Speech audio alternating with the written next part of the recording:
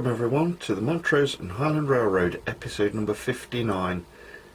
After the last episode I received some excellent feedback from you and I was told it was probably my best episode ever. Thank you everyone, that really does mean a lot to me. What's new in this episode then? Well, the main thing I want to show you is South Pine Yard. In the last episode we looked in depth at Blue Haven and what happened there. If anything, operations at South Pine are even more interesting, as you will see.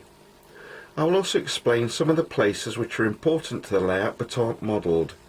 All will become clear, trust me. There's also the last video footage of my visit to Lackey's Sandy Creek layout. This was filmed on the 4th of July this year, and Lackey's layout has developed even more since then, so hopefully I'll bring you more film very soon. Before any of that, I want to give a shout out to a British company who have supplied me with second-hand and refurbished locomotives for the layout for a number of years. This company is called Anoraks Anonymous. They're based in Doncaster, about 45 minutes drive away from me. Sophie is the proprietor and she really knows her stuff. She could always be found with her sales stand at model railway exhibitions and swap meets up and down the country. But since the virus has made sure that there are no more meetups this year, Sophie has had to open up a store for the public. I've made 3 journeys recently. Let's take a look at some of what I've bought. The first locomotive is this -9 in BNSF colours. When I purchased it, it was originally numbered 703, but I decided to renumber it to a loco that I saw in Wenatchee in 2015. It's quite rare among the -9s, not many of them carry the swoosh livery at the current time, most of them carry heritage colours. You'll see more details of how I renumbered it from 703 later on in this video.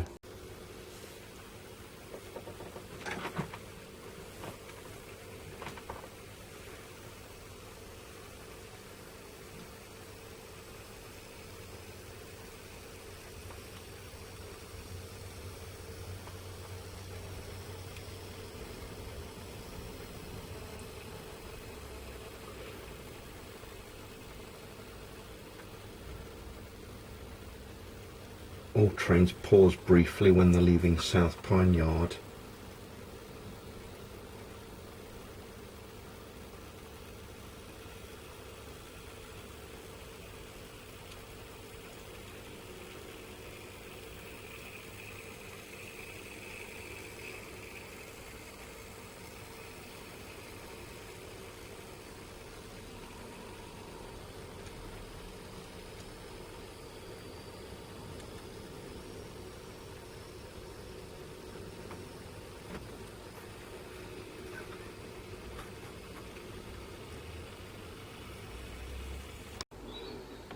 The next locomotive is this Union Pacific SD9043 Mac number 3711. I bought this locomotive as number 8104 but decided to renumber it as Union Pacific have renumbered all of their SD90s. Runs very nicely. The third locomotive that I purchased from Anoraks Anonymous recently is number 8705 NAS 44AC in Canadian Pacific colours. I've now got Canadian Pacific locos in the Beaver modern livery, the old-fashioned split flag livery, and this one which is a modern livery without the beavers. Again, it runs very nicely as you would expect from a Cato loco.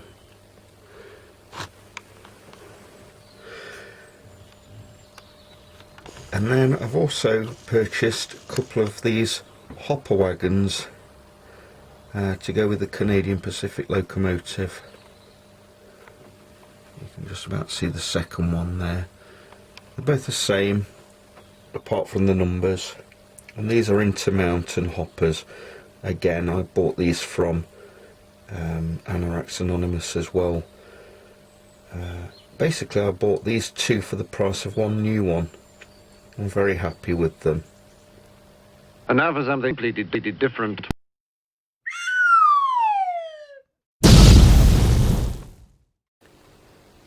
top tip this month comes from Richard Shirey, who sent this to my Engage forum account. It's a tip for renumbering models. So this isn't an SD70 Mac, this is actually my new Loco 703, which I'm going to renumber using Microsol, a micro brush and a little piece of cleaning cloth, although you can use tissue paper or toilet paper.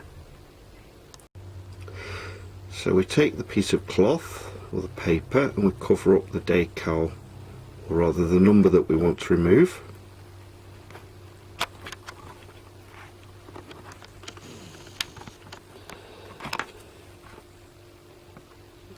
And then we'll take the Microsol, dip the brush in, the micro brush in, and then we'll just try not to remove the cloth. Dab on where we want the number to be taken off.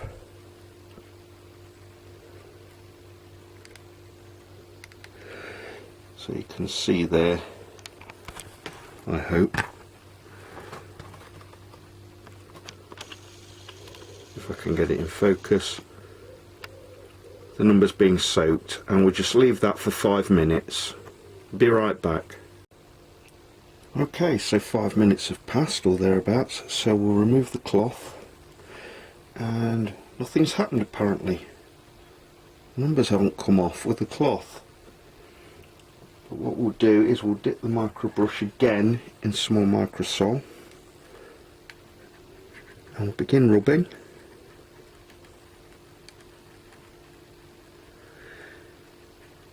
And just like that, the numbers are off.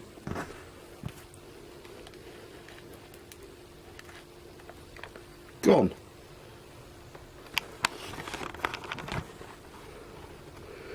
A nice clean job so that I can put new numbers on. And this Loco will become 4527, which is actually one which I saw in Wenatchee in 2015 Washington State trip that I did. So thanks very much, Rich, for the tip. It saved me making bodge jobs with paint, and I shall use this tip in future. And hey presto, 703 is now 4527. That is a great tip which Rich sent to me, but I do have to say that it doesn't work on all Locos. When I was renumbering 3711, which I actually did after 4527, I tried again with the Microsol, and unfortunately it didn't remove the numbers on the Union Pacific Loco. So unfortunately I had to revert back to my old way of renumbering Locos, paint a yellow patch over the original number, and then I made some decals using a Word document and some decal paper. But it will work in quite a few of them, so give it a go. One of the YouTube channels I subscribe to is one set in the 1950s on the Pennsylvania Railroad. Dale Bass, otherwise known as Highballing Hogger, runs the channel and has updates on his layout almost every week, usually on a Sunday. Dale is known among other things for featuring his favourite YouTube channels and their owners on his layout. You'll find Cousin Wilma from his Not Bad channel, Containerman 68, Vinny of BNSF 6951, Roy Smith and his excellent Evanston Subdivision channel, and others, and now you can find me as well. I've achieved fame on Dale's layout in that I am sitting at a table watching trains go by, waiting for my roast beef dinner and apple pie dessert to digest. Just shooting the breeze, watching the trains go by. In return, Dale's now become a feature on my layout. You can see that he's been to Denny's and he's watching trains from the bridge on Pennsylvania Street. Let's take a look. With traffic whizzing past just feet behind Dale, is standing out on Pennsylvania Road watching trains go in and out of Blue Haven Yard. Dale's obviously been to Denny's for his lunch. I want to show you that I've put Denny's back in place at Blue Haven. It fits nicely between the Pennsylvania Road, or Pennsylvania Street, I've not decided what I'm going to call it yet, and the Giant Eagle store. I've put some new LEDs inside the Denny's, but I haven't finished modelling the roadway in front yet. I'll get onto that very soon. This is always one of my favourite models on the layout. I know it features on quite a few American N-scale layouts, and for good reason. It really is a good model.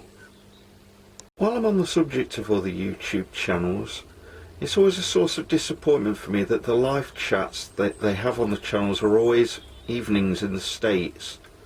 I understand why this should be, but it means that I would have to stay up until way past midnight UK time to sit in and watch live.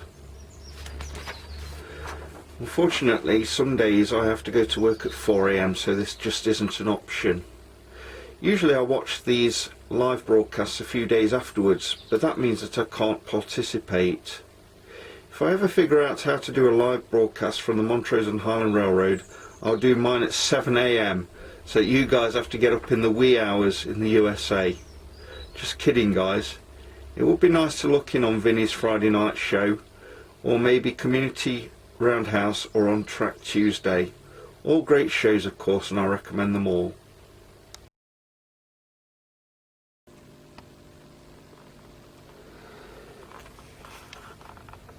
South Pine Yard in Dearborn County, Indiana, features an old railroad depot called the All Aboard Diner. The Montrose and Highland was once part of the mighty Denver and Rio Grande Railroad, and briefly the Union Pacific, before the railroad went its own way as a Class II railroad in the year 2000. To reflect its heritage, we can see a Rio Grande caboose on the grass near to the old depot.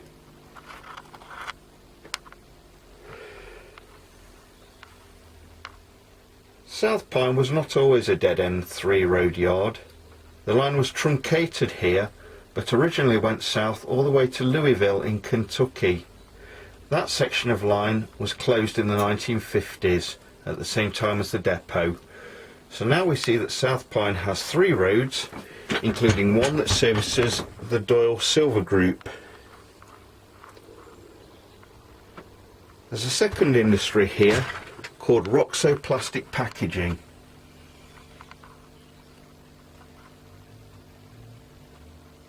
And finally, a spare siding used to store boxcars.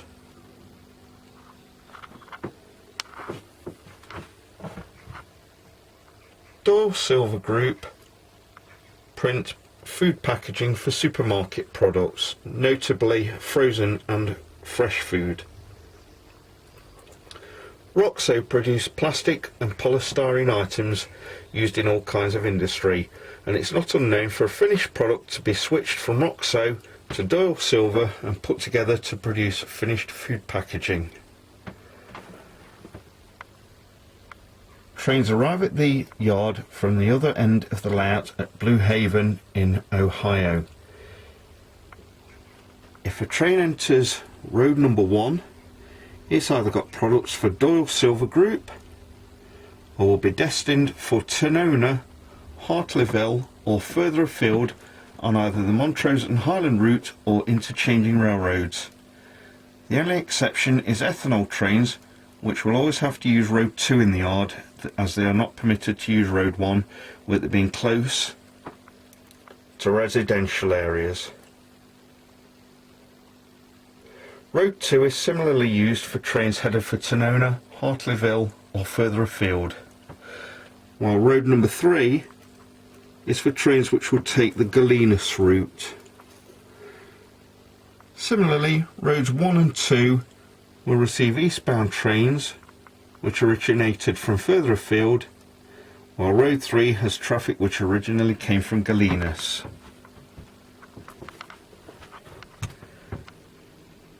Here's my map.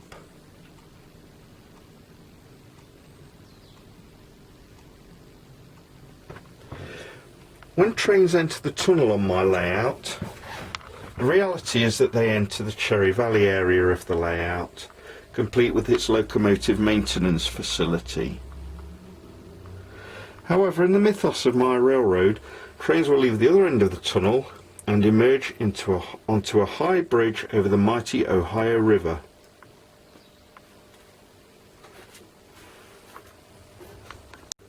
The Ohio River marks the state border, and this area is called Hamilton. Trains leave the Hamilton Bridge and enter a complicated series of junctions. Trains will either go east towards Cherry Valley, Blue Haven and further into Ohio, but they can also head north and then cross the Ohio River again before a junction for Tonona, Hartleyville and Galenas leaves the main line. The main line then continues north and west towards Indianapolis. There's also a triangle at Hamilton where locomotives can be turned before heading back to South Pine Yard or to the maintenance facility at Cherry Valley. In reality, this means that I can pick a loco up and turn it round by hand if I need to. There's a series of industries at Tonona, Hartleyville and Galenas, all of which can have entire trains or individual boxcars or other vehicle deliveries from the local services. Also off screen are three major yards on the Montrose and Highland Railroad at Montrose and Denver in Colorado, and the third yard is in Chicago at Grove Park. I hope this is all very easy for you to follow. Please feel free to leave any comments or questions below. Now let's take a look at the third part of my film taken in July on Lackey's Sandy Creek layout set on the New York-New Jersey border.